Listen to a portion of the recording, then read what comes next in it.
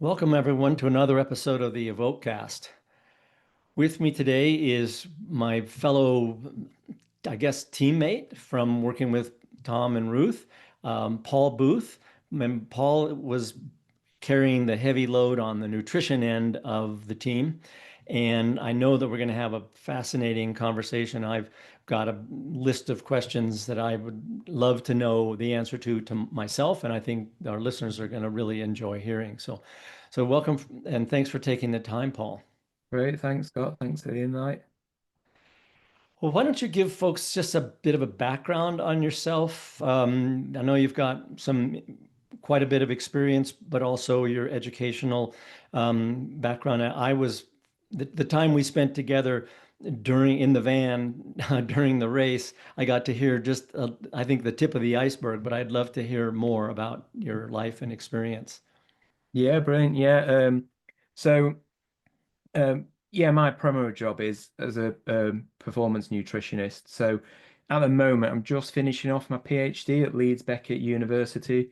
Got about a year to go on that, and that's looking predominantly at high carbohydrate intakes and metabolism within ultra endurance athletes. Kind of prior to that, how far do you want me to go back? Well, Because I that because didn't you get another advanced degree in the sports science area as well? Yeah, so I've got a couple of master's degrees in performance nutrition, a few kind of different certificates and things like that. But if I go right back, my first degree, my undergraduate degree, long time ago was actually in film history. And when I graduated from that, I went off and worked in the film industry for some time, and then from there, I ended up being academic, and I was in an academic role for 23 years, and then about 10 years ago, I just wanted a complete career change. And it's people always ask you that question. They go, "Oh, if you could go back and do it all again, what would you do?" And mine was always, instead of doing film, would have been really interested in doing nutrition or something around sports. So then, I worked my way up pretty high at work. I was in a management role that I really didn't like. And then one day I thought, will I be happy if I'm in this role when I come to retire? And I thought, not a chance, not a chance. I won't even make it that long. So I thought, okay, what am I interested in? I thought, what do I do? Basically, all the time I'm not in work. So that's going out running and hanging about with people who are running. And I was reading a lot around the science. So I decided to go back to uni. So I did a master's in sports nutrition.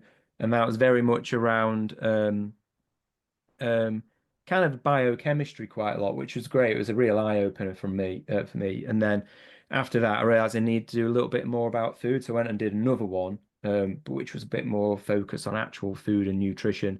And then before that, within my academic career, I'd spent quite a long time working around pedagogy, so very much the science of teaching, the practice of teaching. So I've got some qualifications around that as well.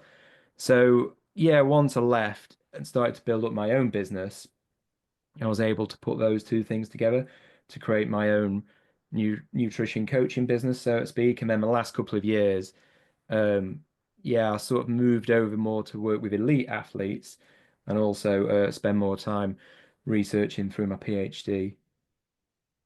And you're working for Solomon, their trail running team, correct? Yeah, exactly. Yeah. So that's the academic side of things.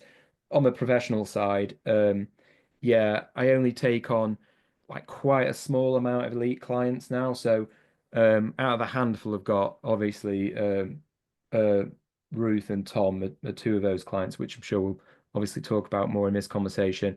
And then a big chunk of my professional time is also taken up with the Solomon International team. So I'm their lead nutritionist. So I'll go off to training camps with them, go to races, and obviously speak to them online. So again, at the moment, I'm not sure when this podcast is going out, but a lot of today we've been trying to set some of our athletes up with plans for the World Championships coming up, a few things for the Golden Trail Series. Then obviously it's very, very busy time around UTMB for athletes on the OCC, CCC, UTMB.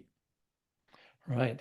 One of the things I was very intrigued by, of course, you and I didn't know one another until just a few months ago, when Tom introduced us and brought you on to the team. And then, very shortly thereafter, I suggested that you connect with Ruth, which I think, was helpful certainly big help for both of them. But one of the first things that jumped out at me, or that caught my interest in the conversations that we had around this, was the testing you did with Tom at the Loughborough University. I believe that's where you were testing him. Leeds Beckett University, Oh, sorry. okay. Sorry, I got them wrong. But still, I found it quite fascinating. I've seen that kind of testing before, but there's several things I want to discuss with you about it. But first, maybe most people are not going to have access to that level, that sophistication, laboratory testing. But you used the results of those tests to really dial in at least some testing, nutritional testing strategies for Tom to use during training. What could a person who doesn't have access to that, are they just left out in the wilderness, or is there something that the amateur can do to help them dial in their nutrition for these, both training and racing? Yeah, exactly. Yeah, and I think kind of when it comes down to it, probably not many people get tested in the way we tested Tom, and obviously we can chat about that more in this conversation. But yeah, going back to that amateur level about how much carbs do I need per hour, um, it's going to be different in different people in terms of how well trained they are, um, like what race we're on, what the intensity of that's going to be, the temperature even. So there's so many different factors which will come into that. I mean, what I would say, like to most people, is everyone's sort of getting swept away with trends at the moment, with trying to go higher and higher and higher. Um, and there's nothing wrong with that per se, but on the flip side, some people might be overdoing a little bit and getting gut issues. So again, if you look at all the research, particularly like where in my field, which is ultra running, ultra endurance, like a lot of the research suggests that people were massively under fueling, and then all of a sudden, people have gone to like what we might call over fueling at times, and no one's really kind of gone into the middle ground, which actually is where the current recommendations still sit, which is 90 grams of carbs an hour. So if you look back at the research, again, that's a sort of a rough figure, but there's other research papers actually suggest it's even lower at roughly about 80 grams of carbs an hour. Um, Going into UTMB, for example, we actually dialed it down a little bit with Tom and increased a little bit with Ruth. But that's because we had that data where we knew was particularly there's going to be points where they were walking. I had that lab data for Tom. I had other lab data that I could use. Even though we didn't get Ruth in the lab, I could look at lab data from other elite athletes and make some conclusions about how Ruth might fit that performance model. So again, that was very, very specific for them. But again, like they're elites at the top end, so their physiology is going to be a little bit different. Well, or quite a lot different, as the case may be. I would say for most people, if they're worried about how much they should take, like the first thing I tend to do with athletes before anything else is just chat to them about what they're comfortable with and what their experiences are. Um, you'd be really, really surprised at how many like elite athletes winning like massive races like UTMB and Western, things like that, have actually done that on not a hell of a lot of carbs per hour.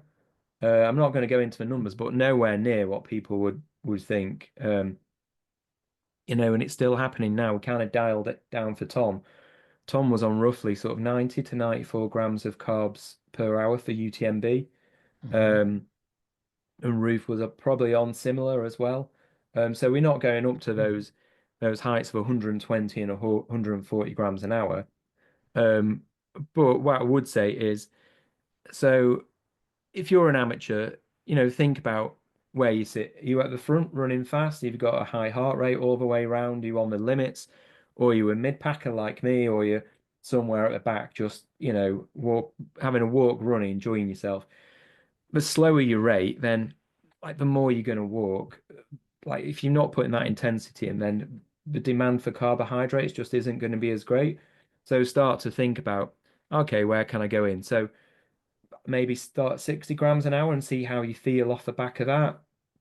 Move it up, and then if you can work towards that recommendation, which is 90 grams an hour. Um, and then just test it out in train as much as possible and see how you feel. See what changes it makes to performance, see how your gut feels. Does it make you feel full? Is it too much stuff to carry, for example? And then use that in your training, do some gut training around that as well.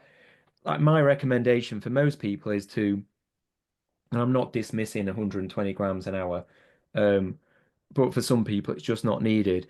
But the ideal would be that the highest you can go and be able to tolerate that at the same time. So again, if you're trying to like win a race and take 120 grams of carbs at the same time, but your body can't tolerate that 120 grams, then it's better just lowering that to a point where you can, because like what's going to happen potentially is you're going to get gut distress. It's either going to slow you down or it's going to result in a DNF.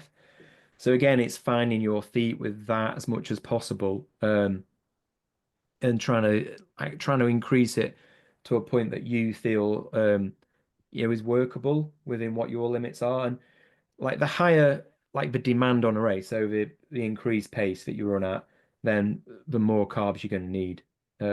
Like with Ruth and Tom, when they both came to me, the difference was the fact that Tom said, "Look, like um, in the last previous outings of UTMB, when I've DNF'd, I've taken on 120 grams an hour, and it's not agreed with me. So what can we do differently this time?" So instantly the brief there was, right, we don't want to go up to 120 grams. So how can we break that race down, and to look at it in a different way, that we can make sure Tom meets his fueling needs, but we're not going to go up that high. And that's why I probably went a little bit deeper on some of the race planning and some of the laboratory tests. And then for Ruth, it was similar. She said, okay, this year, I came second last year. This year, I want to go more aggressive. I want to be more aggressive in the race, which instantly switches on to say, okay, I knew that she was on a lower amount of carbs last year. So this year, if she's going to go more aggressive, she's going to run harder, the intensity is going to increase, then yeah, there's going to be a higher demand for energy and a higher demand for carbohydrates. So with Ruth, again, that brief then was, okay, let's switch up the dial on carbohydrates, but make sure that we do enough training around that beforehand. Making sure that I'm kind of checking on Ruth almost daily to ensure that she can tolerate that amount of carbohydrates. And this kind of feeds back into amateurs. There's some good research out there that suggests that whatever your carbohydrate intake aim would be, whether it's 60 grams, 90 grams, or 120 grams in training, try and create a buffer of at least 20%. So, for example, if I'm targeting 100 grams an hour, which I think is a very sensible amount for most people, particularly people who are trying to win a race. Um, in training, I'd want to go up to 120 grams an hour or even 130 grams an hour. It means that when I come onto the race and I can kind of back off a little bit, and I've actually got that buffer zone. And again, there's some good research that supports that. And anecdotally from the athletes I work with, I've seen that work really well as well. Around that 100-gram mark as well.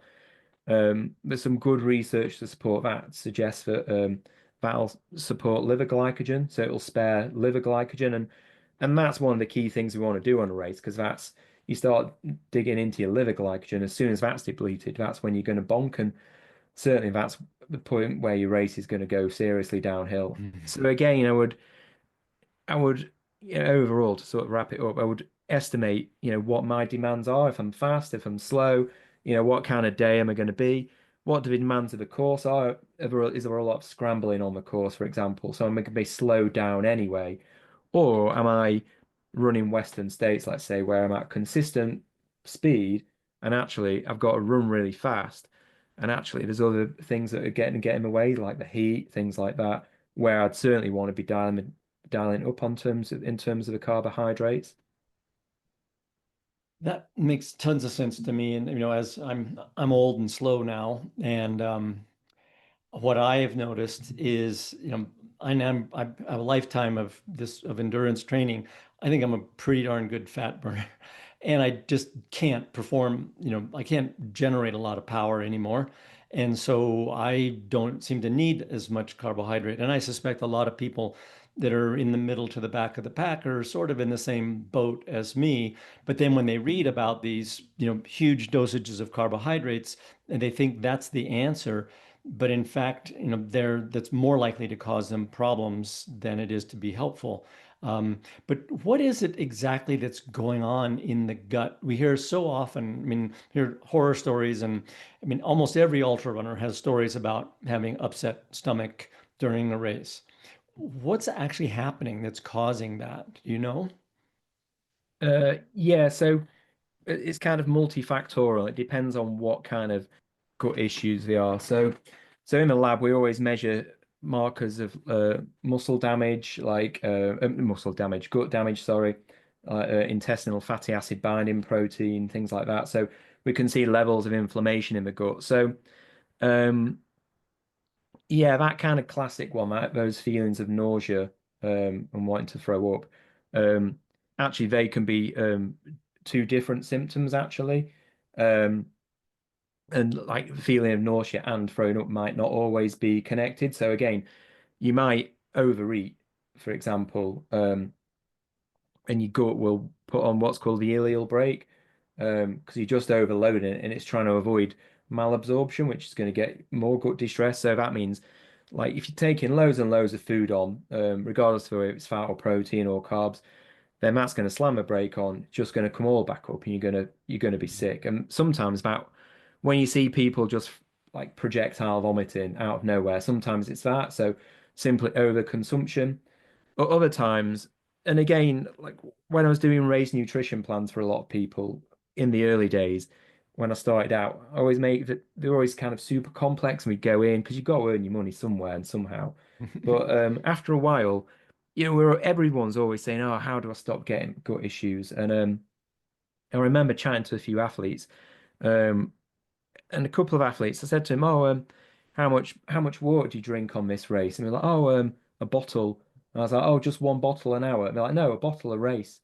So I was Hmm. realizing that actually a lot of people were simply getting dehydrated during the races and just not drinking enough water. So you've got a mix where you're taking super concentrated drinks and you're increasing the osmolality of the gut. Like people are whacking in loads of electrolytes on top of that and increasing that osmolality. And then they're not taking on much fluid. So the concentration in that stays really high in the gut. And again, that can lead to issues. Um, at the same time, some of that dehydration, particularly if it's hot. Um, so first of all, you're going to start sweating during exercise. So, so you're going to lose some of that fluid, which is going to come from the blood. So the blood's going to thicken and it's going to be harder to pump around the body. At the same time, there's going to be less blood at the exact moment when that blood is going to the muscle, and also the skin. Try and keep you cool as much as possible and keep powered those working muscles. So that all moves away from the gut. So essentially the gut's just not getting an oxygen supply, which can lead to inflammation. And then, yeah, that inflammation is gonna lead to other gut issues, for example. But part of that may well be the fact that your gut becomes more permeable. So you get like essentially kind of little bits of bacteria through, and then the cytokine response to that within the blood is what makes you feel nauseous. Oh, fascinating. I had no idea. But I think many people have experienced this. I have, and I think almost anybody who does long runs and long days in the mountains can have had some kind of experience with that nausea. So that's good to know. Then, so the workaround for this, or the cure, then is this idea of training your gut to higher concentrations, so that on those critical days, whether it's a race or some special event, you're operating below something that your gut has become accustomed to. Yeah, exactly. So, and again, there's some research to some strong research to support this that, yeah, just getting your gut to build up that tolerance as much as possible. to what you're feeding it. And I would also add to that, getting your gut to build up a tolerance to fluid intake as well. Purely because I see with quite a few people, people are underhydrating because they've just not got a tolerance for taking on fluid. Um, so what's happening is people are becoming dehydrated and getting gut issues through that. But if you try and take on more fluid, you find sloshes around in the gut, or they just can't cope with that amount of fluid. So it's trying to build that up as much as possible. Obviously, n avoiding over drinking, because that's going to create effects of hyponatremia. But we want to be meeting some of our sweat rate at least, or at least within a margin of that. So we've got maybe 2 to 3% body loss by the end of the race, depending on what the distance is. Um, so that should hopefully regulate what your fluid intake would be across it as well. Speaking of sloshing, which I think we've all experienced from drinking or eating too much, seems like a lot of this high carb, this massive doses of carbohydrate are coming out of the cycling world. And Inigo San Milan has been pushing this quite a bit in the last year or so, and I think I told you that he and I have had some conversations about it. But I wonder, I mean, sitting on a bicycle, your gut's not sloshing around as much. Would that potentially allow the cyclist to take in both more fluids and more carbohydrate, or more Yeah, water I and more think so. carbohydrate? And obviously people still get gut issues on the bike, but I think it's just more prevalent in running, but maybe for two reasons actually. Yeah, one is like in cycling, you just don't have that level of mechanical jostling that you will get in running, which can play havoc with your gut. And then I think also, again, like in terms of getting gut issues, mostly we see this in ultra endurance, and everyone's probably had gut issues at some point during this. But I tend to see those issues manifest usually between 6 and 12 hours. Whereas in cycling, in particularly in a cycling race, like you might be on the bike for sort of 4 or 5 hours, so you might not get up to that point, Mm. and your body's Mhm. maybe not going through those same issues. And a bit of me also wonders, like, some of my research, from what I've seen, is like some of that carbohydrate oxidation and uptake is really met through like the demand. So the greater the demand for that, the more is taken up into the muscles. And again, I suppose in cycling race in particular, that time is mostly really intense. Um, I mean, depending on what kind of stage it is. And then, yeah, I just wonder if maybe that's got a little effect on it in terms of essentially how much is just left sitting in your gut, in terms of overfeeding. And it would seem like, well, I've never been a professional cyclist, so I don't know this for sure. But one of the things I notice when I watch, big races like the Tour de France is there's a great deal of time where the pack is riding together, and you can, certainly those people are on the people that aren't out breaking the wind or trying to make a breakaway, they're riding along and chatting to one another. And so the intensity is quite low then. And so it'd be conserving glycogen during those type of a period. And then they also have periods where, obviously going uphill or trying to make a break or sprinting for the finish when, demands for glycogen are going to be through the roof, just crazy high. But also then on downhills, they would get a chance to recover a little bit and go back more into fat metabolism, it seemed like. So the variation in intensity in a cycling race, it reminds me a little bit, as you know, my background comes from cross country skiing. It's similar to cross country skiing where the uphills are, super demanding. But then there's a recovery, it's not a great recovery because you're still having to control your speed and, deal with the terrain and whatnot, but you aren't working consistently at the same rate. There's very hard and then coasting, just a little bit like cycling. Whereas in running, there's no coasting. If you stop working, you come to a halt.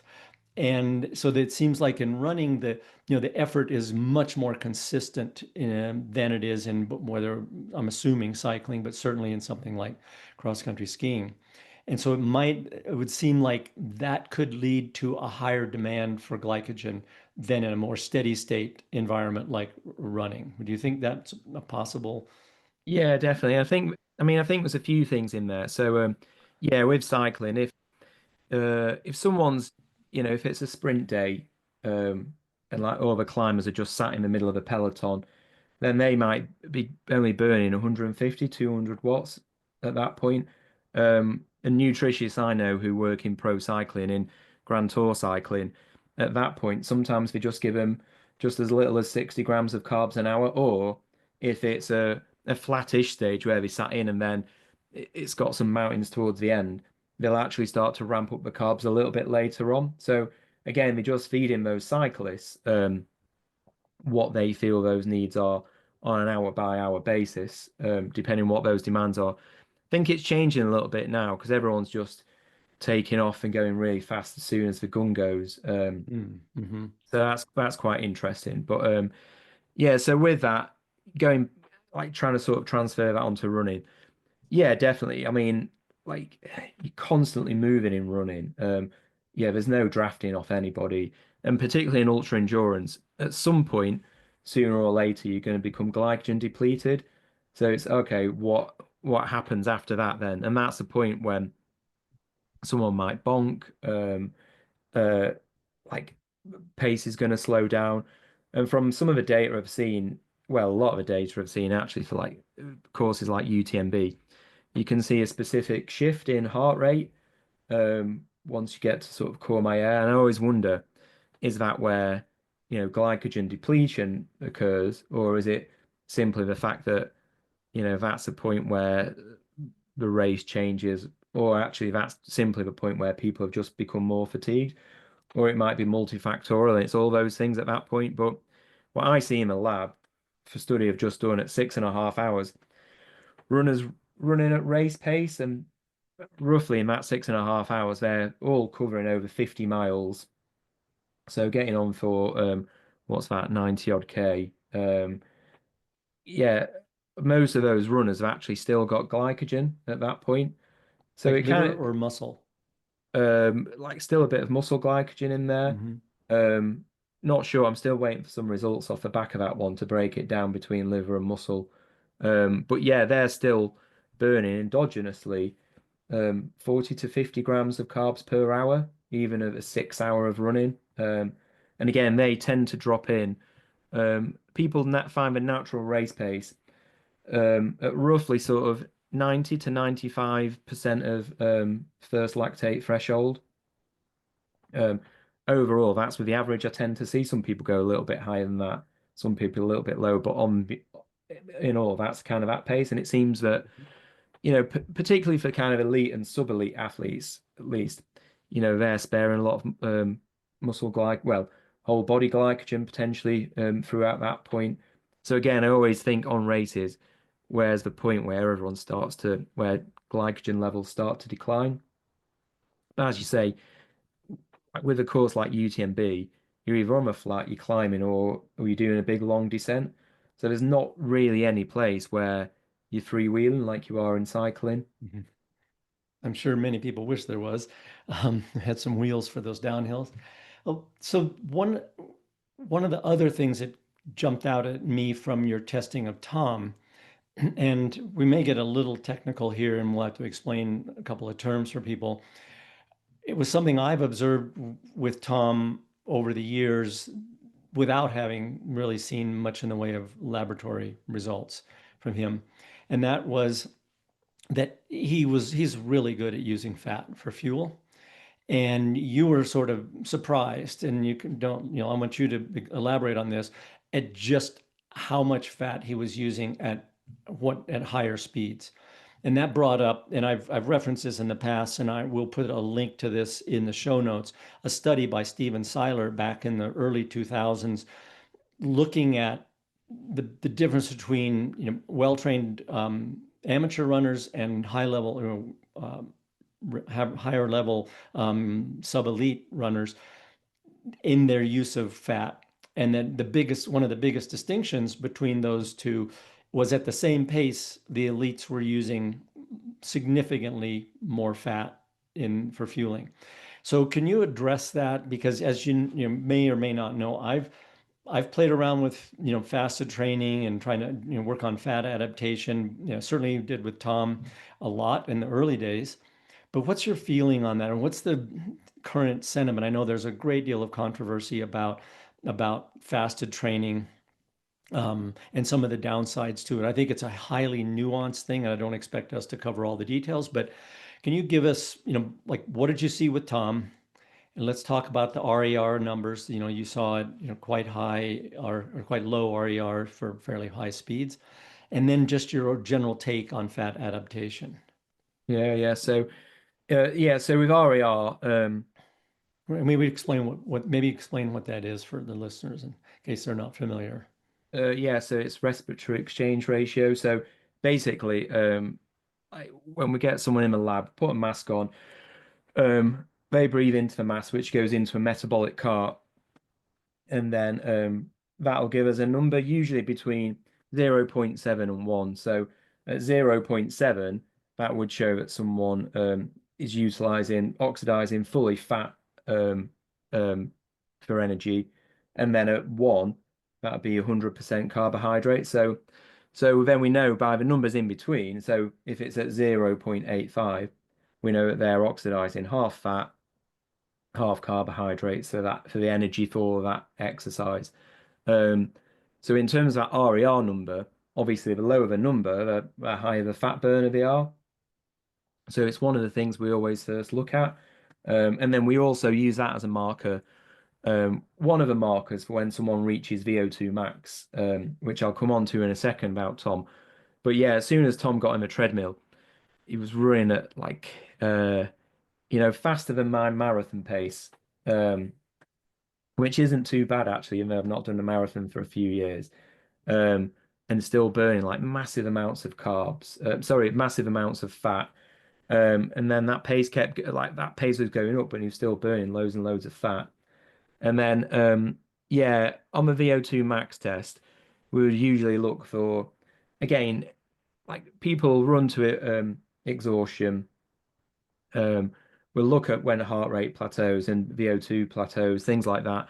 And then we'll also look to find an RER of over 1, and usually 1.1 is what we tend to find, and that's a good marker of right there at VO2 max there. With Tom, we didn't even get to 1. So we've not actually got I mean, it was really high. I'm not going to go into numbers on here, but it was a VO2 peak because we never actually got to see what his true VO2 max was, because basically, like his legs gave out before everything else, and that was at roughly like 21K. So like even at that level, because he wasn't at an RER of 1, like he was still, so like his anaerobic like level was just like kind of really small right at the top end. His aerobic base was absolutely massive, which shows that he could run at a really high speed, and still be in that aerobic zone and still be burning quite a lot of fat. So yeah, his physiology was absolutely amazing. Certainly, yeah, that's something, initially we worked a bit on and that, well, and I don't think you need a great deal of anaerobic capacity to run 100 miles. And so we don't do much, we don't do any of literally of that. We do some alactate, creatine phosphate type, short sprints uphill, but we really don't do any high lactate training at all. Mostly because I just feel like, anything we do on that end, if we increase the kind of the glycolytic flux or increase the anaerobic capacity, we're going to decrease the aerobic capacity. You just can't have both. And so we just sort of disregard the anaerobic side of things, which would mean, Tom and Ruth and people who train for 100 miles, they're very highly adapted for that one type of an event. But then I guess so for what I have, my surmise as not being a nutritionist or even a sports scientist of any kind is that when we reach very high training volumes, like with an elite ultra runner, that fasted training really doesn't play a role anymore because they're sort of glycogen depleted all the time. It's very hard for them to get enough calories between training sessions when they're training, almost always twice a day. So they're sort of running a glycogen deficit, and I think that increases fat adaptation. But what I have seen is with low volume trainers, if we can simulate some of that glycogen depletion in them, I've seen pretty dramatic benefits on the aerobic end metabolically. So let's say, doing some easy runs, in the zone 1 or 2, but certainly below the aerobic threshold in a fasted state. Because then you're kind of giving the body this signal that it's doing a high volume of training. Am I out in total left field on that, or is that a reasonable, I mean, is my theory hold some water? Yeah, yeah, definitely. And yeah, I'd say the research out there probably supports around the amateur athletes more than it does for elite athletes. And again, I think I try never to use the word fasting, just Mm. because I'll get cancelled if I do. Um, Yeah, I have gotten a lot of pushback for that word. yeah, Yeah. but I'm happy to use the terms low glycogen because a lot of people will be in low glycogen anyway and just not realize it. So yeah, so there's a couple of points I would say, like, I mean, with an amateur athlete, you might get a little bit more bang for your buck. So if you're not going out and running every day, or you've not got much time to train, actually, you'll get a little bit more metabolic stress through that. And actually, at the same time, because you're not running every day, you've got more time to recover from that as well. Right. Um, with elite athletes, like the question is, do we want to put that extra metabolic stress on them because they're going to be running, in Tom and Ruth's case, twice a day at least, and gym sessions and things like that. So I'd say with that, and again, if I give the example of Tom, um, and then kind of dip into some of the research, uh, yeah, the most interesting part of this sort of goes back to there's a paper by Hansen from can't remember if it's I think it's 2004, it might be 2005, but that was looking at basically like exercising legs. So one leg exercised twice a day, and then the other leg exercise once every other day. So we were doing exactly the same workload. Um, but what they found was then the leg that trained twice a day would have the next day off, and then so anyway, they found that the leg that trained twice a day had a better stimulus. So they're trying to Mm. figure out what that was, and part of it was the fact that the second training session was probably in low glycogen. So kind of more recently, there's been the all the work around fuel for work required, which was can't remember the first paper from that was 2016, I think. And that looked at like low glycogen training and this like the stimulus this would have in terms of mitochondrial biogenesis, but also increasing like the enzymes for fat oxidation as well. So again, that was good. And then I'd say some of the research that's followed up on that, not everybody's really found any benefits to it. Not necessarily in elites, but some people have certainly found benefits in amateur athletes. So I think this is where it sort of differs a little bit.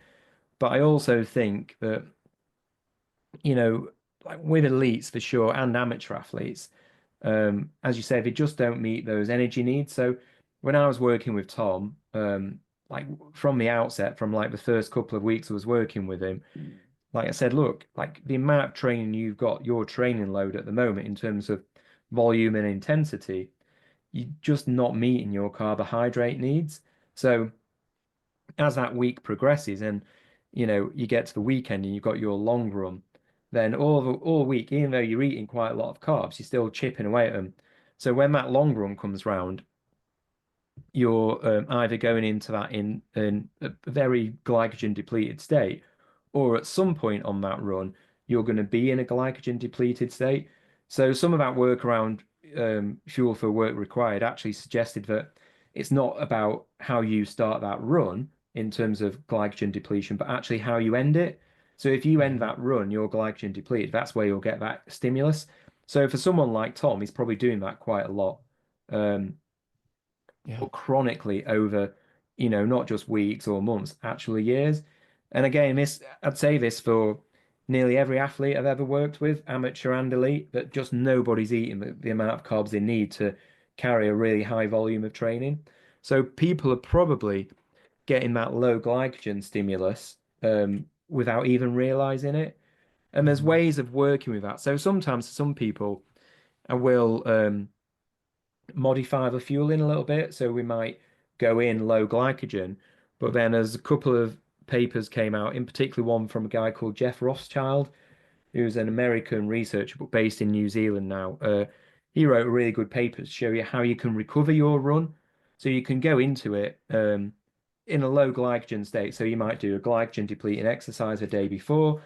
For breakfast that day, you might have an omelette and some ham or something like that. So again, at no point are we saying remove calories.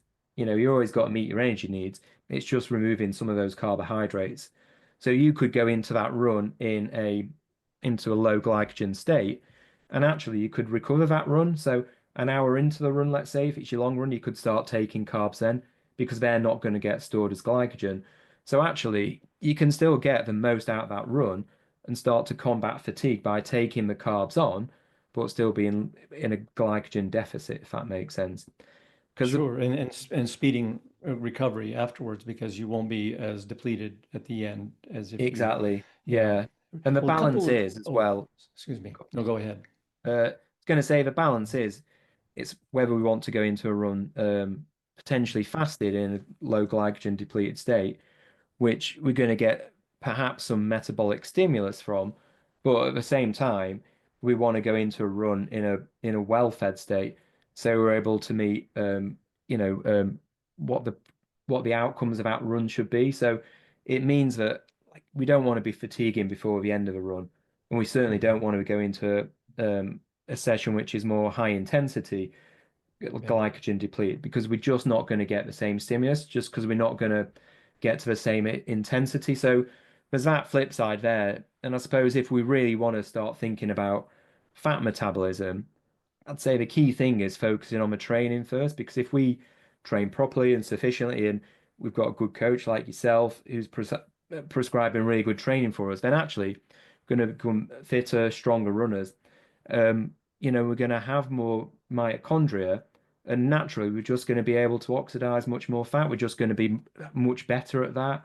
So again, rather than trying to specifically become a sort of fat burner, just becoming the best runner we can be, putting that volume in, putting some intensity in there, that's going to work. And then later on, we might think of a few little things that we might want to put in just to increase some of that fat oxidation, perhaps. Mhm. Well, about, I think it was 3 years ago or so, Tom and I were we're getting some advice from the performance director for the Ineos Grenadier team. And one of the things he told us they were doing at the time was starting, not all, of course, but some of their easier rides, starting them in a glycogen depleted, or I'll use the term fasted because I've used it a lot before. I won't get canceled, I hope.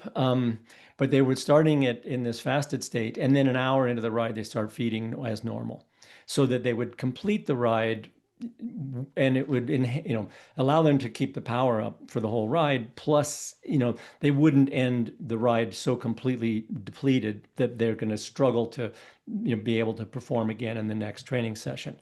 And that made a lot of sense to us when we were thinking about it. But going back to the kind of the physiology of this, so and this is something I've talked about a great deal, that one of the biggest stimuli, I guess, for aerobic capacity improvement is glycogen depletion, because it's the main signaler for that AMPK pathway, which is a mitochondrial biogenesis pathway. And so that's why I think, that's why all endurance athletes of every stripe, almost the higher the level of the athlete, the greater the training volume. Because the higher the volume, the more they're depleting glycogen, the more that signaling pathway gets fired up. And the result is they get greater mitochondrial mass. So that was kind of my thinking years and years ago about why, training in a glycogen depleted state would have this benefit, especially for, the amateur low volume trainer who maybe is lucky to get in 4 hours a week or something like that. So they got plenty of time to recover between training sessions. But yes, without a doubt, someone like Tom, who, there's building into UTMB, there were 200-kilometer weeks with, whatever, 10 over 12,000 vertical kilometer or meters, massive amount of training that you couldn't support without proper fueling. Yeah, Um, exactly. And when we looked into that, like there was a lot of days where he'd be easily on 5,000 calorie days just because of the amount of training he was going in with. So part of that, I mean, in some respects, part of the way we tried to meet his energy needs in advance of a race, particularly in that big block just before that when he was out in Chamonix, was to do some serious gut training as well. So for some runs in his week, we would certainly go very high carb, which yeah, has a number of effects. One, obviously, helps him meet his energy needs for that day, which again, if we don't meet those energy needs chronically, particularly with that train time, actually, his body composition may change, but performance may suffer. He might even have some loss of muscle mass as well in there. Secondly, that high carbohydrate intake would allow him to get the most out of every session. But as you said earlier, it's also going to support recovery as well. So it's going to help him replenish his glycogen stores much faster after that session. And then the third effect is the one that we're kind of going in there with originally, which is to do some gut training around that. mhm. So again, it's just adjusting it on a day by day basis to think about what the demands are, what the athlete needs, what sort of period of training we're in at the moment. So I think in the mid 80s or early to mid 80s, when Lamond was kind of near the peak of his fame and glory, I remember Bicycling Magazine doing this big interview with him. And they had a picture of him at his, either kitchen or dining room table, and it was just covered with, food, and like, this is what I eat in a day kind of thing. And it was all these like sugary cereals, and it was just amazing amount of calories that he was taking in. And it made sense to me. Okay, well, he's working really hard. He's got to eat like that. And then I had a similar experience the first time I met Kilian, when we started to kind of work together on the second book, Training for the Uphill Athlete. And I met him in a hotel, and he was staying there leading in before a race. And it was in America, and the hotels in Europe tend to not have this kind of food. But most of the hotel food in America is just these, very sugary, buns and rolls and that sort of thing. And I walked into the little hotel dining room to sit down and talk with him, and there was this massive pile of donuts and, sweet cakes and all these things. And I realized, this may not be the healthiest long-term diet, but it's kind of it's the amount of fuel the guy needs to take in order to do the amazing things he does. And he'd Mm. still be, of course, incredibly fat adapted, someone like Oh yeah, Killian. yeah. Yeah, hugely fat adapted. Um, And I think that's one of the things as well, just to make a point off the back of that, that yeah, a lot of people say to me, "Oh, how come there's so many records breaking?" And at the moment, is it to do with like taking 120, 140 grams of carbs an hour? I'm like, probably not. It's probably got very little to do with what goes on race day because that's all simply the outcome, the result of all the training that you put in. The major difference is, a lot of people have actually switched on to nutrition, and they are doing that now. mhm. They're making sure that they're eating enough food, they're taking on enough carbohydrates, they're taking on fuel when they're going out to exercise. Looking after the recovery and looking after the performance at the same time.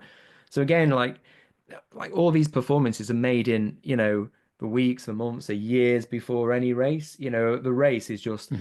the culmination of all that coming together and hoping that everything works out on the day. But again, like the more that you can support your nutrition on a day-to-day basis to support your training load, then actually you're just going to get so much more performance and adaptation out of that training but ultimately it's going to make you that, like, that athlete who's going to go forward and win UTMB. Yeah. Yeah. Well, I know during our interaction in this as a part of the team leading to UTMB, you talked about an interesting conversation you'd had with Kilian. Can you give us the background on that? Because I think he had listened to a podcast you'd done, and you'd mentioned some things that he got really interested in. Um, Yeah, so when Killian won UTMB in 2022, not long after, it was on another podcast. Um, can't remember which one, but people can feel free to dig it out. Yeah, and the podcast host asked me, he said, "Oh, what do you think about Killian's nutrition at UTMB?" Because what I'd read, if I read it correctly, Kilian took on wraps with avocado in. I think he took some beetroot juice in as well and things like that. So I was saying that, particularly the avocados, I wasn't sure if Kilian was taking those on because because he felt that the fat in the avocado might increase fat oxidation even more. So again, like if you take on carbs, then it's going to suppress fat oxidation a little bit. But actually, if you start to eat fat, that'll increase fat oxidation. So I wondered, was it for that reason? Maybe, but for most people, I'd say avoid avocados purely because of the fat content, which will slow down gastric emptying, and also the quite high fiber content, which I don't need to go there and discuss that one. But again, it can have a bad consequence in terms of most people's race. So I was quite surprised that Killian was taking on these. And the wrap's good. The bread wraps or tortilla wraps have got plenty of carbs in, so they're a great way to get the carbs in. And then with the beetroot juice, again, there's some good research around that, but if you've got a VO2 max above 60, like, you're probably not going to get any benefits out of that. And from what I've heard, is Killian's is over 90. So yeah, so anyway, I was chatting on this podcast and talking about it, and I simply didn't have an answer for it. I thought the avocados might have been a 2 for 1 at the spa in Chamonix, and he had to eat them before we went off because you get avocados and either they start solid, and 24 hours later they're all brown, and like so you've got to get that window of opportunity to eat them. And I wondered if that was just the day. And then the beetroot, no answer at all. But then yeah, like about a week later, I got an email. It was Kilian, and he was he was basically responding to what I said, and it's amazing to get an email from Kilian. Like it's like God's just spoken to you in a dream or something. But Right. yeah, he explained it. He said the beetroot was actually to clear his lymph node system out quite a lot, and in the UK, and again, I've got two masters in this, we've never talked about the lymph node system once. And in the UK, no one ever talks about it. But from speaking to some Spanish nutritionists, they were saying actually it's a slightly bigger topic in Spain, which is quite interesting. And then Hmm. yeah, with Yeah. with the avocados, I think I was right. I think it was just the fact that he liked avocados and he just wanted to take some nice solid foods with him. And from his latest adventures in America, and from what I saw at Western States, he's kind of changed his nutrition quite a bit to actually, he's still got the avocados in there, he's still got the beetroot in there, but actually he's put olive oil in there as well, um, which Hmm. is odd because it's against everything that I would suggest for most people. But when I speak to people in the sport, they say, well, it's Killian. So clearly it's working for him. But as a caveat, I'd say, and I don't mean this in an offensive way, he didn't win Western States. So I wonder Hmm. if he changed things around a little bit. Maybe he did. Maybe he wasn't intending to win it. Maybe he got his pacing slightly off. But yeah, he's not throwing up. And I think in Scott Jurek's first book, there's a chapter in that where he talks about trying to meet his energy needs through drinking olive oil. And I'm sure the result of that is he Hmm. just pukes up. And most people just would because it's just gonna slow down your gastric emptying rate. It's not really a good fuel because we can use our endogenous fat stores. So yeah, so with Killian, I just can't explain it. Hopefully, like he lifts the lid off it and we can. And actually, you know, um, in nutrition, like we're always looking for something that's going to disrupt it. because it's by and large it's not very sexy. Not much happens. Like the only sexy things have been the fuel for work required, like back in 2016, which meant everyone went low carb, and then most recently, ITOR's paper on 120 grams an hour to support recovery in ultra running, which was off the top of my head, I think that's 2020, which is an amazing paper and he's a great guy.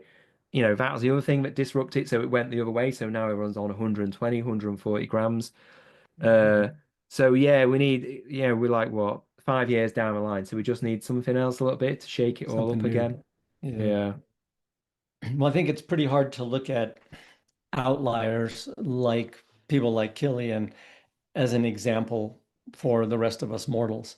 Um, I could tell some stories about what things Killian has told me he's done that are, if it would hadn't been him, there was no way I would believe that this was even possible. yeah, Um, but another thing that's not great about Killian is he's so open and transparent about what he does. He's not trying to have secrets, and he's been super helpful. Like one of our coaches, Jack Kunzel, who a year ago set the FKT on Mount Blanc on skis. And Killian knew he was going. And Jack, by the way, was Caleb Olson's coach for Western States. But Killian actually helped Jack. Killian at the time held the FKT on Mount Blanc, but he was willing to help Jack try to break his record. That's just the kind of person that Killian is. So I think that we will learn more from Killian, but it's in some cases it's a little bit like, well, don't try this at home because it's Killian and it's not you. That was yeah. actually something he and I spoke about at length in the book, and a lot of the comments he made in the book, these messages from Killian that are sprinkled throughout the book are basically, you know just because I can do it doesn't mean it's the best thing to do. And very few people are going to have either his genetics or his training history, so there's just a lot of stuff that's not applicable to that he does. Yeah, exactly. And in my experience, what I've seen, even the difference between what I would suggest is an elite athlete and a world-class athlete, like those world-class athletes, again, genetics, physiology are just completely different on a different level. So, Yeah. like the recommendations that I might make for an amateur or even an elite might not always be the same for like a world-class athlete. And again, look on this on the participate athlete participation framework. World-class athletes are a tier five and elites are a tier four. And I would suggest there's not many world-class athletes. And in ultra running, uh, yeah, there's not actually a big pool of elites in ultra running in the UK in particular, but in terms of world-class, there's Tom and then maybe a couple of others, and that's it. So yeah, so Mhm. the likes of Killian are actually few and far between. Yes. It's often, people, especially since the race, the UTMB double win for Ruth and Tom, people have asked me, well, what it is that makes them special. And while I would love to claim, 100% responsibility for their results, it's actually their parents, it's the talent that they bring to the whole thing. I mean, I could give that exact same training to 1,000 other people and not get those kind of results, Mm. um, just because the talent level that they have is, as you say, it's almost unique. And the beauty of working with a world-class athlete is there's so many more options of what you can and can't do than when you're dealing with somebody who's at a slightly lower level. But that doesn't mean we can't learn from those elites. We look at what they do and try to figure out, okay, how can we apply that? Because we do all share similar, pretty much the same physiology. It's just that my experience with elites having and excuse me, world class especially, is that it's the work capacity that they have, their ability to handle all this hard work.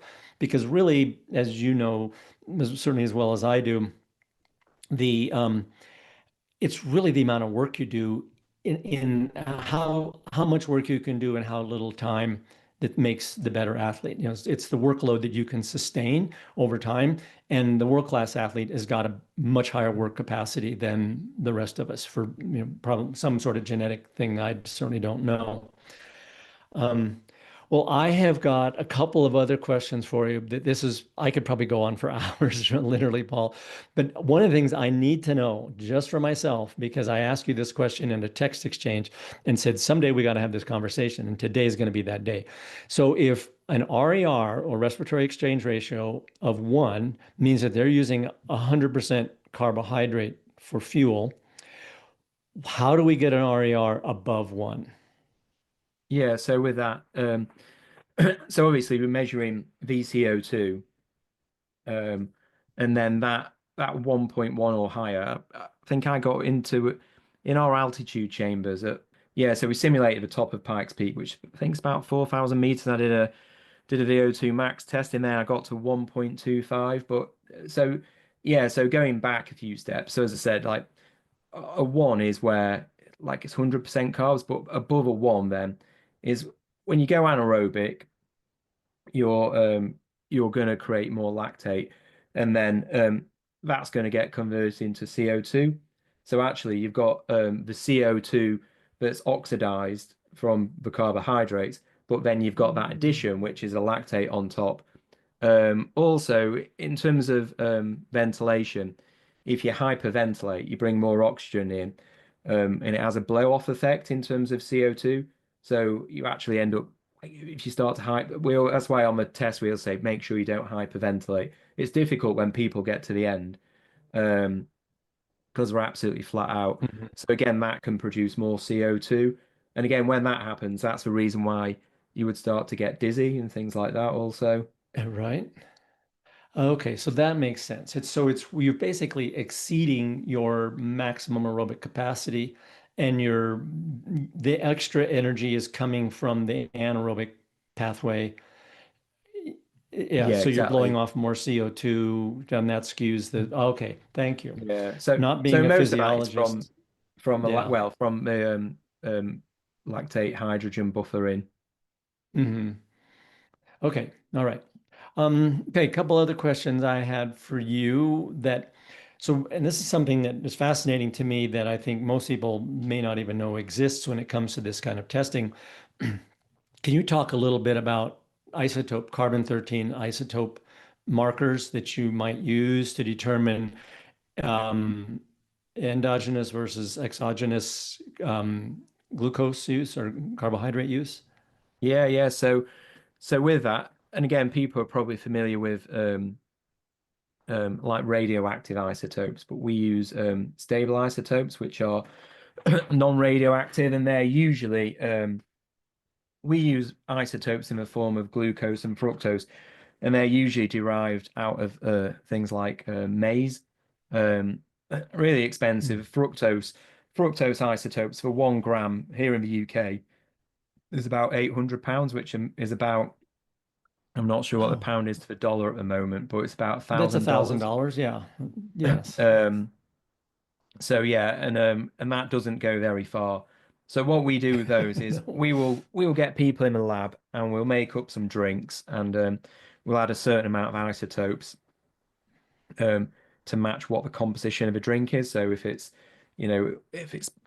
basing it on 120 grams or 90, and then we'll also look at the glucose fructose ratio, whether it's a traditional 2 to 1 or what you might find now more commonly as well as 1 to 0.8.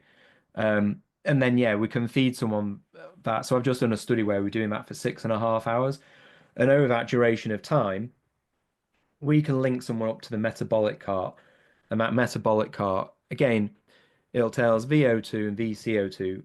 So as we've said already, that'll break down in terms of how much fat that person is using and how much carbs. But that's whole body carbohydrate oxidation. So that's from the exogenous sources. So the exogenous sources are anything that you take in, and endogenous sources. So those fuel that's already in the body. So muscle and liver glycogen, any glucose that's already in the bloodstream as well. Um, with the isotopes, that gives us a new layer, so that we're able to break it down then, and we can follow those isotopes when we collect breath samples for a mixing chamber. We send those off to the lab, and they use a mass spectrometer to analyze those.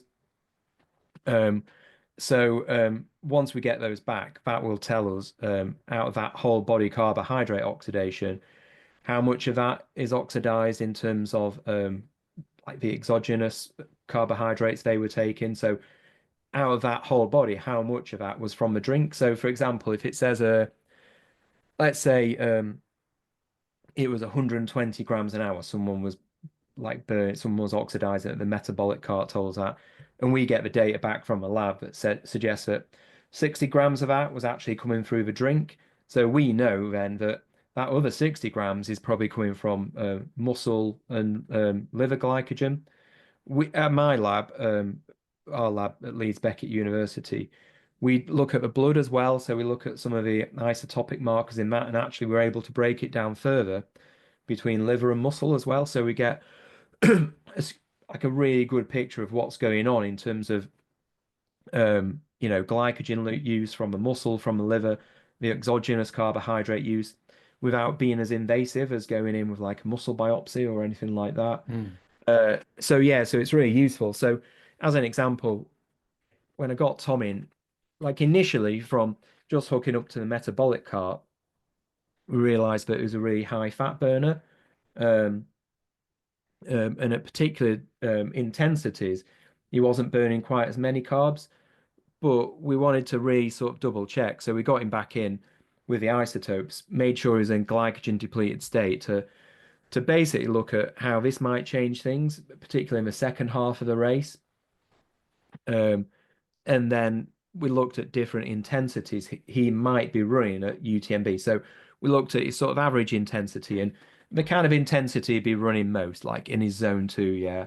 And then we'd look at a few other bits where the intensity went up a little bit around Grand Col Ferret and little areas where we felt he might make a break and things like that. And then we did quite a lot of extensive testing, giving Tom 110 grams an hour.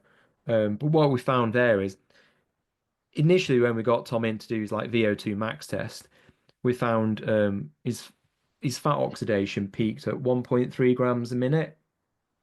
Um, when we got him Mhm. in a glycogen depleted state, actually that peaked at 1.5 grams a minute, and that was still Mm. 1.5 grams a minute, taking in 110 grams of carbs an hour, which you never usually see because like you take in carbohydrates and that'll just suppress fat oxidation.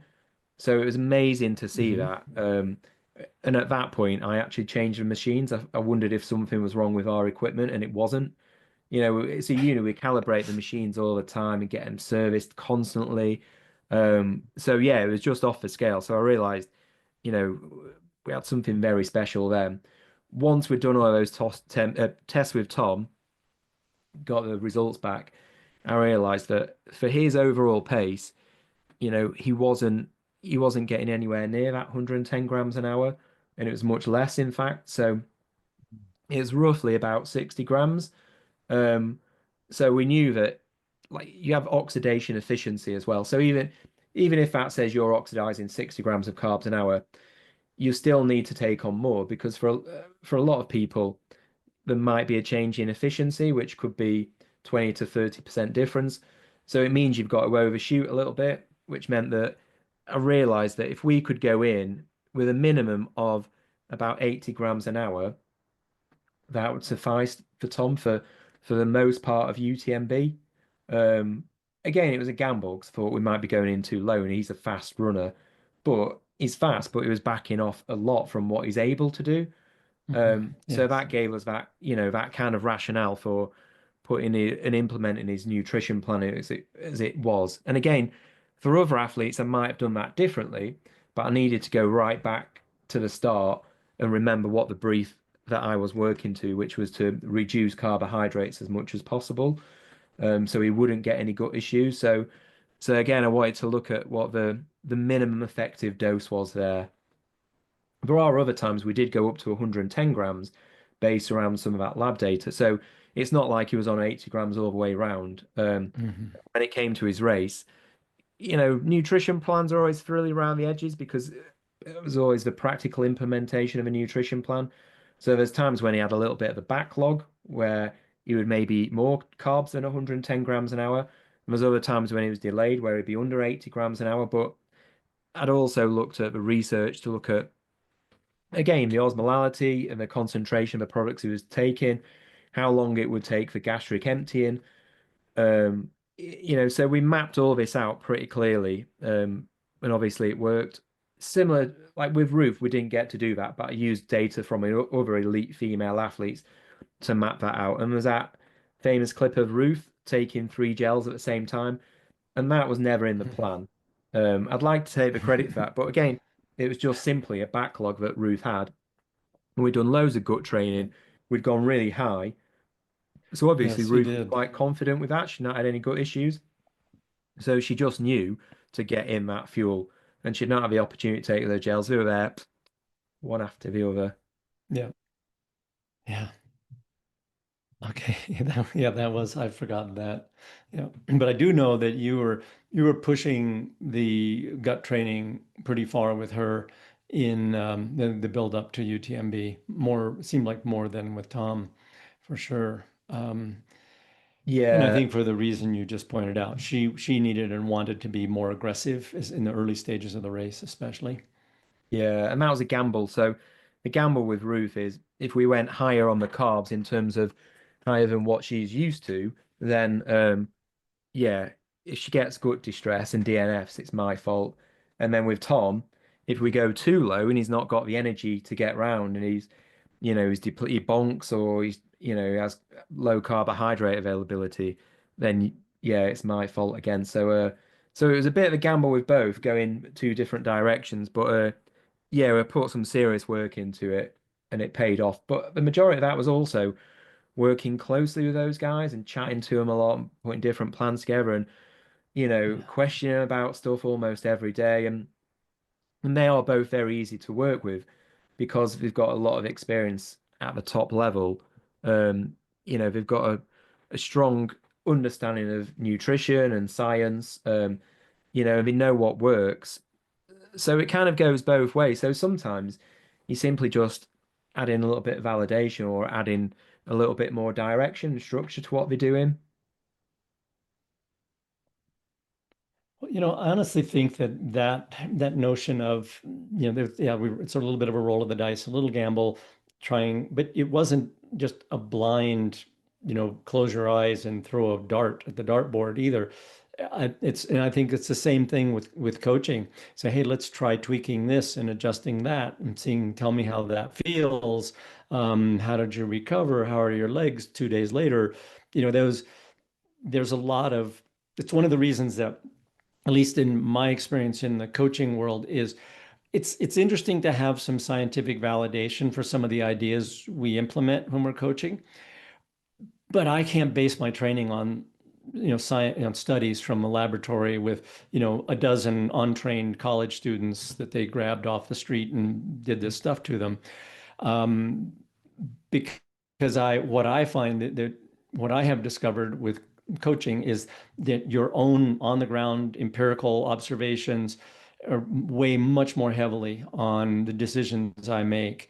Hey, this is what I've done in the past. Like, for the training for Tom and Ruth has really not changed much in the past 3 or 4 years. It just is pretty much the same thing I started with them, and we're doing it. There's a little, changes around the edges, and the load has gone up considerably, but the training methods are very, very similar because, hey, we've had good luck with this.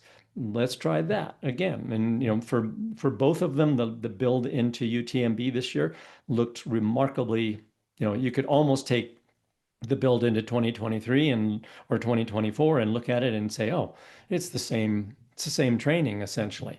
Only Yeah. with, I would say maybe we are adjusting in the 5 to 10% range perhaps, but the rest of it is essentially unchanged. And I think, so what you're saying that sounds like you were guessing, or it's not really. I mean, it's a coming from your gut a little bit, but it's also based on a lot of experience. And I think there's just something that, yeah, that kind of experience is a hard one.